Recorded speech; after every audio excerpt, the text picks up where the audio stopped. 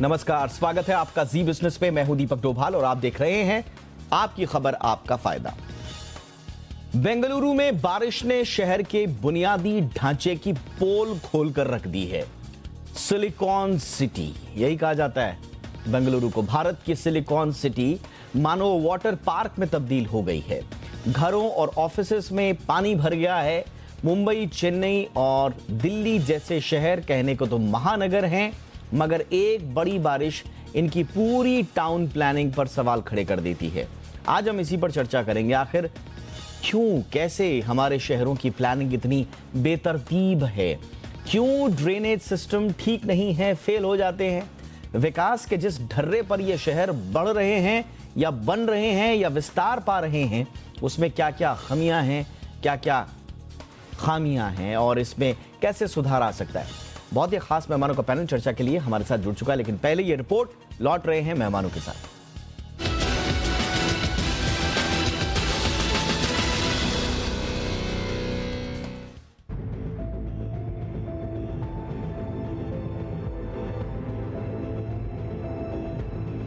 बारिश से बंगलुरु हुआ बेहाल। शहर की सड़कों पर पानी का सैलाब है। हालात इतने बदतर हो गए हैं कि पानी लोगों के घरों और दफ्तरों में घुस गया है। पूरा शहर तालाब में तब्दील हो गया है। ये है सिलिकॉन सिटी के बुनियादी ढांचे का असल सच। ड्रेनेज सिस्टम पूरी तरह फेल हो चुका है। टाउन प्लानिंग ध्वस्त होती दिख रही है। बारिश से सिलिकॉन सिटी के पूरे सिस्टम की पोल पट्टी खुल गई है। मगर ऐसे हालात सिर्फ बंगलुरु में नहीं है। बारिश वक्त वक्त पर शहरों की प्लानिंग को खोखला साबित करती रहती है। कुछ साल पहले चेन्नई भी खराब सिटी प्लानिंग के चलते बाढ़ की मार झेल चुका है। दिल्ली, मुंबई सहित हर महानगर तालाबों और फ्लड प्लेन यानी बाढ़ क्षेत्र में मिट्टी के भराव से बने हैं। अब नगर निगम और प्रशासन के साथ टाउन प्लानिंग पर भी सवाल उठने लगे हैं। बंगलुरु की बात करें तो शहर को अपने टेक पार्क से जोड़ने वाली सड़कें बुनियादी ढांचे की कमी से जूझ रही हैं। 17 साल पहले यानी 2005 में शहर से लगे 110 गांवों को बंगलुरु नगर पालिका यानी कि बीबीएमपी में मिला दिया गया था, लेकिन नगर निगम ने गांवों को शहर के सीवेज सिस्टम से जोड़ने की जहमत कभी नहीं उठाई। शहर का ड्रेनेज सिस्टम बेहद खराब है। नालियां साफ नहीं रहती, कचरा भरा रहता है जिससे पानी ब्लॉक हो जाता है। कैग की रिपोर्ट में खुलासा हुआ है कि बीबीएमपी ने साल 2019-20 से नालों के रखरखाव के लिए जो टेंडर जारी किया था, उससे केवल 45% नालों के रखरखाव ही कवर होते हैं। बाकी नाले भगवान भरोसे छोड़ दिए गए। हर शहर में फ्लड ड्रेन्स होती हैं। बंगलुरु में इन फ्लड ड्रेन्स यानी नाली से बारिश का पानी झीलों तक पहुंचता था, मगर यहाँ कई जगहों पर नाले को पाट कर घर बना दिए गए हैं। इससे पानी निकासी में रुकावट आती है। बंगलुरु नगर पालिका की इस लापरवाही के चलते कई झीलें सूख गई हैं या फिर जानबूझकर सुखा दी गई हैं। तालाबों और झीलों की जमीन पर इमारतें खड़ी कर दी गई हैं। इससे भी पानी के जमाव की समस्या बढ़ गई है। सिलिकॉन से फ्लोटिंग सिटी में बदल चुके इस शहर के लिए भले ही भारी बारिश को जिम्मेदार माना जा रहा है, लेकिन सच्चाई ये है कि हर साल बारिश आती है, फिर नगर निगम इसे लेकर पुख्ता तैयारी क्यों नहीं करता? प्रशासन की नींद तभी क्यों खुलती है जब पानी सिर के ऊपर से बहने लगे? जाहिर है जनता अब टैक्स भरती है तो उसे सुविधा भी अच्छी मिलनी चाहिए। ब्यूरो रिपोर्ट, जी मीडिया। और इस वक्त हमारे साथ बेहद खास मेहमान जुड़ चुके हैं। उनका परिचय आपके साथ करा दें। हमारे साथ सबसे पहले जुड़ चुके हैं निमिष गुप्ता जी, जो कि फाउंडर एंड सीईओ हैं जेनलीप इकोसिस्टम के। निमिष जी, बहुत बहुत स्वागत है आपका। हमारे साथ हैं विनोद जैकब सर, जो कि जीएम हैं नम्मा बंगलुरु फाउंडेशन के। विनोद जी, बहुत बहुत स्वागत है आपका। और हमारे साथ हैं राजीव मिश्रा जी, जो कि टाउन प्लानर हैं और sir J college of architecture Mumbai के प्रिंसिपल भी हैं। राजीव जी, आपका भी बहुत बहुत स्वागत है सर। मैं विनोद जी, चर्चा की शुरुआत आपसे ही करना चाहूँगा। ये बताइए सर, भारत की सिलिकॉन वैली, स्टार्टअप हब, पूरी दुनिया को जहाँ जहाँ प्रॉब्लम्स हैं, जहाँ जहाँ पेन है, वो सॉल्यूशन देने वाली सिटी है सर बेंगलुरु। लेकिन हम जब भी पढ़ते हैं कि बेंगलुरु में जल जमाव हो गया है, जल भराव हो गया है, हम रिसर्च करने की कोशिश करते हैं तो 3-4 चीज़ें हमेशा निकल के सामने आती हैं। Lack of infrastructure, poor drainage system, poor town planning. आखिर क्यों इसका सॉल्यूशन नहीं निकल पा रहा है उस सिटी से जो दुनिया के हर पेन का सॉल्यूशन देने के लिए तैयार है? सर, क्या हो गया ऐसा?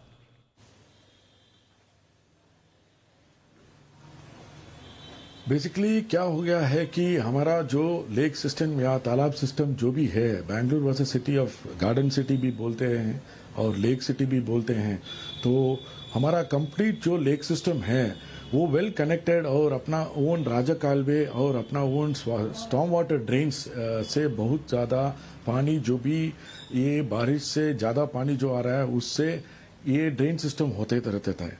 लेकिन आजकल विद द रैपिड डेवलपमेंट और अपना इंफ्रास्ट्रक्चर और आईटी कैपिटल बनने से और रेजिडेंशियल और other demand, supply demand real estate का जो भी हुआ है उसके साथ से क्या हो गया है कि ये सब इंक्रोचमेंट जो भी हो गया है और 700 से अधिक इंक्रोचमेंट था दिसंबर 2020 में। 24 दिसंबर 2020 में बीबीएमपी का रिपोर्ट है कि 700 से अधिक इंक्रोचमेंट्स था पूरा बेंगलुरु सिटी में। और हमारा ऑनरेबल सीएम बसवराज बोम्मई जी भी ने बोला था कि बीबीएमपी से ये पूरा जोन वाइज निकालना था और हम भी आरटीआई डाले थे कि सब जोन से रिपोर्ट लेके, लेकिन महादेवपुरा जोन जहां पर अभी बेलंडूर या वर्तूर लेक से जो बाढ़ आ गया है आउटर रिंग रोड में, उनसे से हमको रिपोर्ट नहीं मिला। In fact that is the problem of I think the jurisdictional engineers and the lackadaisical approach of clearing the storm water drains before the monsoon.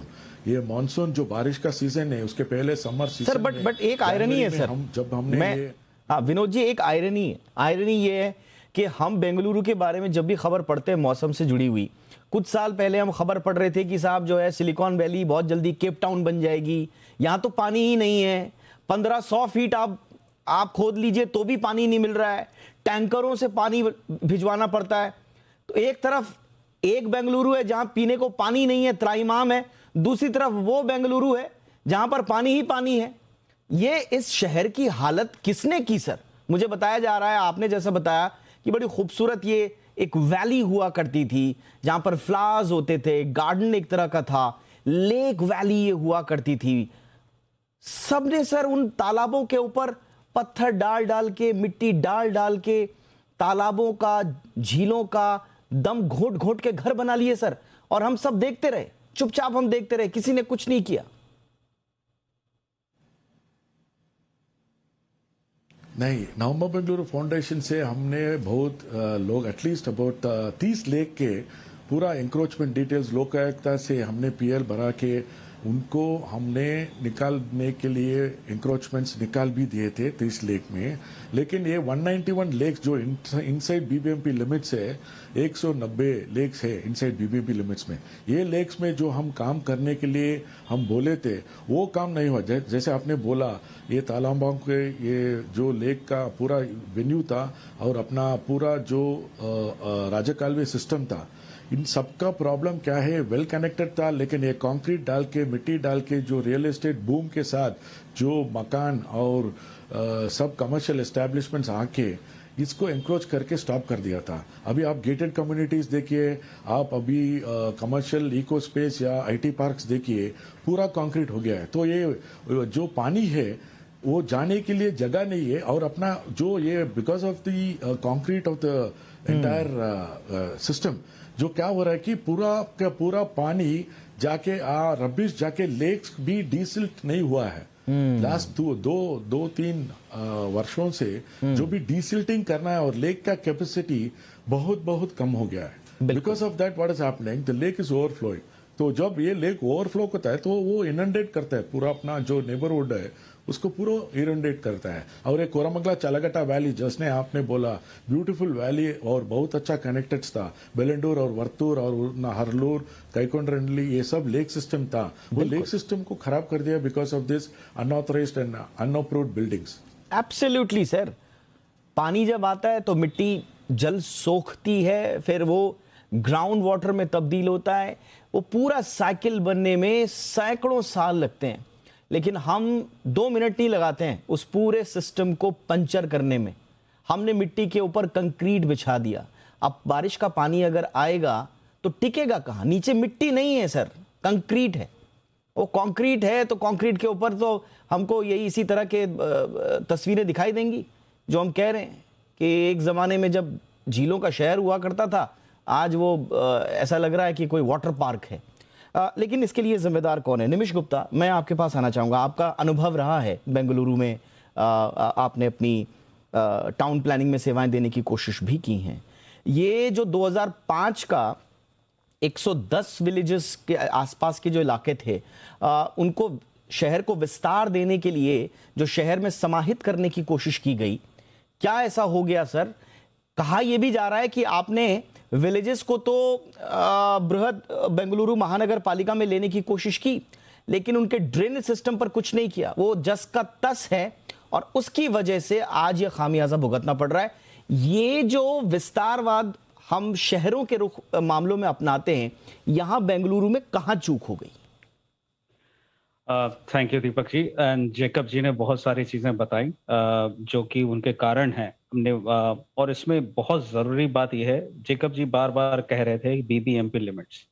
जब भी बीबीएम किसी भी लिमिट की बात आती है, हमारा उत्तरदायित्व वहीं खत्म हो जाता है। तो जब आप गाँवों को शहरों में मिलाने की कोशिश करते हैं, शहरों की अपनी म्यूनिसिपैलिटीज होती हैं, उनके अपने दायरे होते हैं, और हमारा, जैसे उन्होंने कहा, लैकेडेसिकल अप्रोच है। जिस अफसर को ये उत्तरदायित्व मिला हुआ है कि मुझे इस दायरे में काम करना है, वो उस दायरे तक ही काम करता है। उसकी सोच भी उस दायरे के बाहर तक नहीं जाती। ये बहुत बड़ी विडंबना है। तो जब भी हम किसी शहरी नियोजन की बात करते हैं, जरूरी है कि समग्र शहरी नियोजन की बात हो, ताकि सिर्फ उस दायरे को ना देखा जाए, उस दायरे के जो दूरगामी इफेक्ट्स हैं उन तक देखा जाए। आप पानी को देखिए, दो चीजें होती हैं। अगर कहीं भी, और आप महानगरों की बात कर रहे हैं, अनफॉर्चुनेटली दीपक जी, विडंबना यह है कि हम सिर्फ महानगरों तक अपनी पीड़ाओं को सीमित कर देते हैं। बिल्कुल सही। इस बारिश में छोटे छोटे शहरों में, वहां पर भी बाढ़ें आई हैं। राजस्थान में हर साल बाढ़ आती है, गुजरात के शहरों में बाढ़ आती है, फिर आप देखें मध्य प्रदेश के शहरों में बाढ़ आ रही है। पर क्योंकि ये छोटे शहर हैं, ये खबर नहीं बन पाते। खबर किसकी बनती है? चेन्नई हो गया, सारे महानगरों की खबर बनती है। अब हम 180 mm की बात करें बैंगलोर की, कि 250 करोड़ की बात करें जो नुकसान हुआ है, जैसे ही 250 करोड़ की बात करते हैं हमारी आंखें खुलती हैं। जरूरी ये है ये समझना कि इसका निवारण क्या करना है। इसके लिए जब मास्टर प्लानिंग की बात होती है, एंड आई एम श्योर मेरे जो कलीग हैं वो इसके बारे में ज्यादा बताएंगे इस बारे में, पर जरूरी ये है कि उत्तरदायित्व फिक्स किया जाए, न सिर्फ शहरी विकास मंत्रालय का, बल्कि म्यूनिसिपैलिटीज का, जो विलेज की अथॉरिटीज हैं, ताकि सब आपस में सामंजस्य के साथ काम कर सकें। अतिक्रमणों को दूर किया जाए। जो हमारी हड़प्पन और मोहनजोदड़ो की इतनी बढ़िया प्लानिंग हुआ करती थी, हम अपने इंडियन नॉलेज सिस्टम को लेकर कम से कम उतनी प्लानिंग कर सकें जहां पे ये बेसिक समस्याएं हमारे पास नहीं आए। प्रॉब्लम बाढ़ की तब आती है, देखिए दो चीजें हैं, जबरदस्त बारिश, आज की वेदर कंडीशंस, आज के क्लाइमेट चेंजेस के हिसाब से उस पर हमारा कोई कंट्रोल नहीं है। इस बार यूएई में भी बाढ़ आई है, जो कि बहुत बड़ी वाली बात थी। लेकिन हमारा जो कंट्रोल है वो पानी को बहने देने पे और पानी को सोख कर लेने पे है।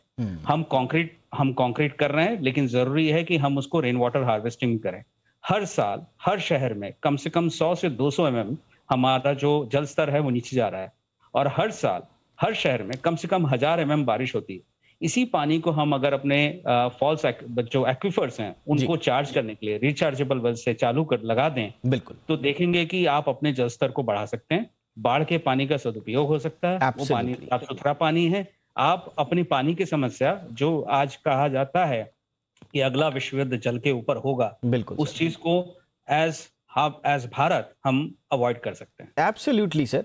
मैं अब राजीव सर के पास आना चाहूंगा। राजीव सर, आपकी अपने ऑब्जर्वेशंस क्या हैं? क्योंकि जब इस तरह की तस्वीरें सामने आती रही होंगी, और बिल्कुल सही निमिष ने कहा कि क्योंकि बड़े शहर हैं, बड़े बड़े मीडिया हाउसेस वहीं हैं, हर किसी के बड़े हाईटेक कैमरे सब वहीं हैं, तो बड़ी बड़ी तस्वीरें भी वहीं से आती हैं।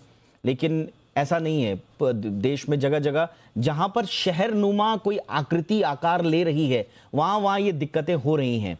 लेकिन उन पर हम बाद में करेंगे चर्चा। बेंगलुरु पर पर्टिकुलरली आप क्या ऑब्जर्वेशन है सर, और इसका क्या सॉल्यूशन निकल सकता है? हाँ जी, धन्यवाद दीपक जी। दोनों वक्ताओं को मैंने सुना जी। हमारे शहरों में, केवल बेंगलोर शहर नहीं, बाकी सब शहरों में भी यही विघ्न पूर्वक कार्य होता रहता है। हमारे पास 3 चीज देखने की आवश्यकता है। एक है सरफेस वाटर ड्रेनेज मैनेजमेंट। इसके लिए हमें क्या करना चाहिए? तो उसके लिए एक बहुत ही बढ़िया उपाय है, हमको जियो रेफरेंसिंग मैप बनाना चाहिए। रिमोट सेंसिंग एजेंसी से हम जियो रेफरेंसिंग मैप बना सकते हैं किसी भी नगर का। उसमें क्या होता है कि हर नगर का कॉन्टूर लेवल तय होता है, और जब कभी ऐसी स्थिति में पानी बरसे तो पानी का बहाव किस तरफ ले जाके उसको वाटर हार्वेस्टिंग सिस्टम के द्वारा सदुपयोग किया जा सके, ये पहली बात है। दूसरी बात यह है ट्रैफिक मैनेजमेंट। बेंगलोर का जो ट्रैफिक मैनेजमेंट है, वेहिकुलर ट्रैफिक मैनेजमेंट, उसकी भी हालत बहुत बुरी है। और जहाँ तक हमने देखा है कि जब फ्लड आता है तो ट्रैफिक रुक जाता है, जिसकी वजह से काफ़ी परेशानियाँ होती है। इसलिए ट्रैफिक मैनेजमेंट, जो विकास योजना करते हैं और जो पर्यावरण योजना करते हैं, वो एक ही आदमी हो, ताकि विकास करते वक्त वो पर्यावरण की भी रक्षा कर सके। और तीसरी बात ये है जो बहुत ही ज़रूरी है, और सर ने बताया भी है कि पानी के लिए तो अभी विश्व युद्ध भी होना संभव है। तो पानी एक बहुत ही महत्वपूर्ण योजना के तहत शहरों में विकसित हो सके, और पानी का बहाव किस तरह से सदुपयोग करके उस शहर में पानी कैसे बढ़ाया जा सके, उस पर अगर हम विचार करें तो मुझे नहीं लगता कि बेंगलोर जैसे टेक्नोलॉजी प्रसिद्ध शहर में ये करना असंभव है। केवल अगर आप सिलिकॉन वैली बनाना चाहते हैं और पूरे विश्व में अगर आपका नाम है, वर्चस्व है टेक्नोलॉजी को लेके, तो मैं नहीं समझता हूँ कि टेक्नोलॉजी में इतनी कमी है कि वो बहाव, फ्लडिंग को नहीं रोक के बिल्कुल वो ऐसा कोई प्रयोग करे, ऐसा कोई प्रोग्राम बनाए जिसकी वजह से यही फ्लड हम कैसे शहर के सदुपयोग में ला सके, उस पर विचार करना आवश्यक है। बिल्कुल आपने सही कहा। म्युनिसिपल कॉरपोरेशन में ऐसे एक्सपर्ट्स लाने की जरूरत है, पर सबसे बढ़िया प्लान है जियो रेफरेंसिंग प्लान, जिसमें सारे सर्विसेज दिखें और जब फ्लड आए तो उसको किस बहाव में ले जाया जा सके, ताकि स्टॉर्म वाटर ड्रेन कभी चोक ना हो, और सारे वाटर चैनलाइजेशन इस प्रकार से डिफाइन किए जाए, डिजाइन किए जाए, ताकि किसी शहर को इसका प्रोग्राम का प्रॉब्लम। और मुझे लगता है कि मॉडल बन सकता है। तो बारिश का ऐसा खेल हर साल हम देखते हैं कि टाउन प्लानिंग फेल हो जाती है। बेंगलुरु का हम एग्जाम्पल लेके चल रहे हैं, लेकिन एक एग्जाम्पल भरे बेंगलुरु। दरअसल ये कहानी हमारे हर महानगर की है, और चर्चा में महानगरों की ही नहीं, ये कहानी हर छोटे बड़े शहर की नजर आती है। तो कहाँ हम फेल हो रहे हैं, इस पर हम कर रहे हैं चर्चा। विनोद जी, आपके पास आना चाहूंगा। अब सॉल्यूशन क्या हो सर? अब सॉल्यूशन, अभी जो वर्तमान वहां पर सरकार है, मुंबई साहब कह रहे हैं कि it is because of the maladministration by past Congress led administrations. अब जब कांग्रेस की बारी आएगी, फिर वो बीजेपी पर आरोप लगाएगी, या दूसरी कोई पार्टी आएगी तो वो अपनी पूर्ववर्ती सरकारों पर ये आरोप प्रत्यारोप मढ़ती रहेगी। लेकिन जिम्मेदार सब है, हम सब जानते हैं। इसमें 2005 का एग्जाम्पल तो हम ही दे रहे हैं, जो विस्तार किया शहर का, 110 गांवों को जोड़ा, उनका ड्रेनेज सिस्टम नहीं जोड़ पाए। तो इसमें हर सरकार शामिल है, हर तरह का इसमें प्रबंधन और तंत्र समाहित है। लेकिन किया क्या जाए, आगे क्या सॉल्यूशन क्या है सर? सॉल्यूशन ऐसा है कि हम एक सस्टेनेबल और एक होलिस्टिक प्लानिंग करना चाहिए। बेंगलुरु का जो भी लेक सिस्टम है, और बीबीएमपी या बेंगलुरु बृहद महानगर पालिका जो भी काम कर रहे हैं, अर्बन प्लानर से या अपना लेक एक्सपर्ट से, सब हाथ मिलके we have to come out with a very holistic plan. जो भी ये लेक का जो भी डीसिल्टिंग या कनेक्टिंग जो भी करना है, और स्टॉर्म वाटर ड्रेन, जैसा मैं बोला पहले भी कि 700 से अधिक जो भी इंक्रोचमेंट्स है और जो अप्रूवल्स दे रहे हैं in the future, it has to be very clearly done in terms of giving a very clear-cut mandate to the people, that is the citizens, as well as to the government. So ये government और citizens के साथ जो भी हाथ जोड़ना है, residents welfare association से हाथ जोड़ना है, जो भी अपना सिविल सोसाइटी ऑर्गेनाइजेशन है, और अपना इंडियन इंस्टीट्यूट ऑफ साइंस जो भी जहां बेंगलुरु में ही है, और अपना लेक एक्सपर्ट्स और वेटलैंड एक्सपर्ट्स है, उनके साथ हाथ जोड़ के जो भी रेन वाटर हार्वेस्टिंग का जो भी कैंपेन करना है, और अपना जो भी ग्राउंड वाटर टेबल, जैसा जियो सर ने बोला कि जियो फेंसिंग करना है, और ग्राउंड वाटर जो भी है उसको भी हम करेक्टली मैप करके आगे चलना पड़ेगा। Yes sir. अब देखिए, अब आइडिया तो है सॉल्यूशन का, सॉल्यूशन का आइडिया तो बहुत है निमिष जी, लेकिन इंप्लीमेंट कैसे होंगे, सवाल यही है। अब आप एक बड़ा सा छाता लाके बेंगलुरु के ऊपर या देश के किसी भी शहर के ऊपर तो लगा नहीं सकते कि आप बारिश आ रही है उसको बचा लो। आप वहां से पूरी की पूरी रिहाइश को है वो आप तब्दील भी नहीं कर सकते, किसी दूसरी जगह भी शिफ्ट नहीं कर सकते, ये भी पॉसिबल नहीं है। तो करें क्या फिर? क्योंकि आइडियाज तो बहुत हैं, लेकिन आपको वो आइडिया इंप्लीमेंट करने हैं उसी रिहाइश के बीच में और उन्हीं परिस्थितियों के बीच में, तो कैसे होगा? सर, इसमें दो चीजें करनी पड़ेगी। एक तो इंफ्रास्ट्रक्चरल चेंज है, दूसरा बिहेवियरल चेंज है। मैं, जैसे आपने कहा, मैं एक बीबीएमपी के उच्चाधिकारी से मिला था। उनसे कहा था कि भाई अगर बैंगलोर की समस्या सिर्फ फ्लड्स नहीं है, ट्रैफिक भी है, जैसा राजीव जी ने भी कहा। मैं कहा था उनको कि सर, जिस तरह से सिंगापुर या बड़ी अच्छे सिटीज का डेवलपमेंट हो रहा है, जहां पे आपको सैटेलाइट सेल्फ सस्टेनिंग इंफ्रास्ट्रक्चर परिपूर्ण जिनका हो, वैसी सैटेलाइट सिटीज बनाएं। उनको एक अच्छा इंफ्रास्ट्रक्चर हब, ट्रांसपोर्ट हब से जोड़ा जाए, ताकि आप शहर को डीकंजस्ट कर सकें और उन सेल्फ सस्टेनिंग पॉकेट्स को अच्छी तरह से बढ़ाया जाए। लेकिन क्योंकि जितनी म्युनिसिपैलिटीज हैं, और मैं इसमें बीबीएमपी की बात नहीं करूंगा, जितनी म्युनिसिपैलिटीज हैं उन सब में आज कंपटीशन हो चुका है कि हम में से सबसे ज्यादा रिच कौन है। वो लालच, स्वार्थ और आलस्य, इन तीनों चीजों को, बिहेवियरल चीजों से, बिहेवियरल चीजें जो हैं उनको समझना पड़ेगा और उनको दूर करना पड़ेगा। जहां तक रेडिकल सोल्यूशन की बात है, राजीव जी ने कहा जियो रेफरेंसिंग की बहुत अच्छा आइडिया है। मैं इसको एक स्टेप और ले जाता हूं सर। आपने पता नहीं कितने लोगों ने ये नाम सुना होगा, बट राजराजा चोल की एक पुनेरी लेक हुआ करती थी चेन्नई में। 16 माइल प्लस इंटू 3 किलोमीटर्स, इतनी बड़ी आर्टिफिशियल लेक उन्होंने बनाई हुई थी, जिसको चोल गंगा भी कहा जाता है, गंगा का पानी लेकर आकर। सो ये हमारे हिस्ट्री में, हमने हिस्ट्री से कुछ लिमिटेड चीजें ही सीखी हैं। हम अपनी हिस्ट्री को सिर्फ 400 साल तक लिमिट करते हैं, उसके पीछे नहीं जाते हैं कि हमने क्या किया था। उन लेक्स को, और ऐसी लेक, पोन्नेरी जैसी लेक इंडिया में बहुत हैं, कम से कम 25 बड़ी लेक हैं हर शहर में।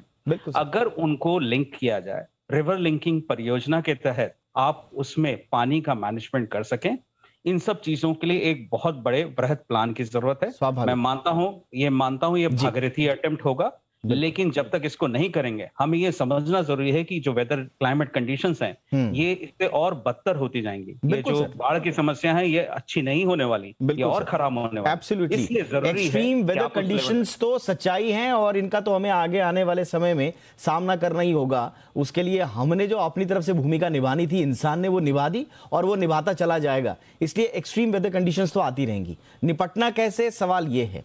राजीव सर, जैसा कि बताया जा रहा है और हम भी पढ़ते हैं, मोहनजोदाड़ो से लेकर, जैसा कि चोल वंश का भी जिक्र किया, और मोहनजोदाड़ो को ले लीजिए सर, हड़प्पा को ले लीजिए, सबसे शानदार अगर उसके बारे में कहा जाता तो ड्रेनेज सिस्टम है। तो इंसान के पास तब सॉल्यूशंस थे सर, जब शायद टेक्नोलॉजी का कुछ अता पता भी नहीं था। और वो आज तो हमारे पास सब कुछ है, हम चांद पर है, मंगल पर। हमारी बुद्धि कहाँ गई, हम किस दिशा में जा रहे हैं, और इसका कोई कैसे होगा सर? मतलब मैं थोड़ा सा आज आशान्वित नहीं हो पा रहा हूं। नहीं सर, इसका एक ऐसा तरीका है कि हर शहर में ज्योग्राफिकल इंफॉर्मेशन सिस्टम मैप बनाया जाए। ये ArcGIS नाम का एक सॉफ्टवेयर है।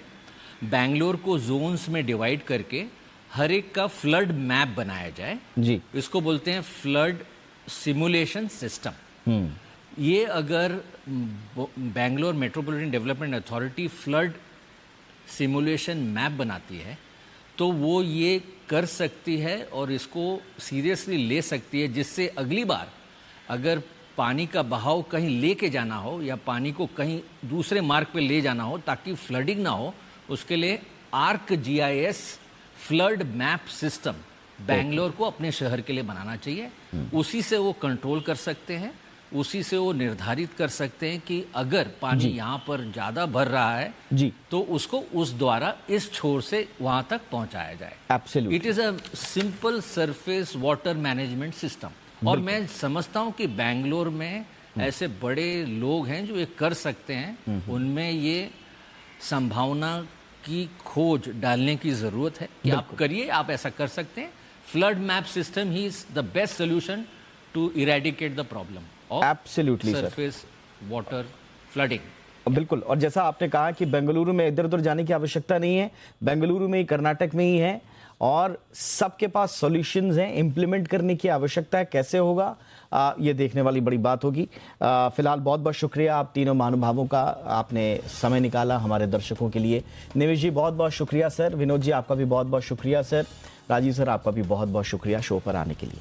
आपकी खबर आपका फायदा में इतना ही, इजाजत दें, नमस्कार।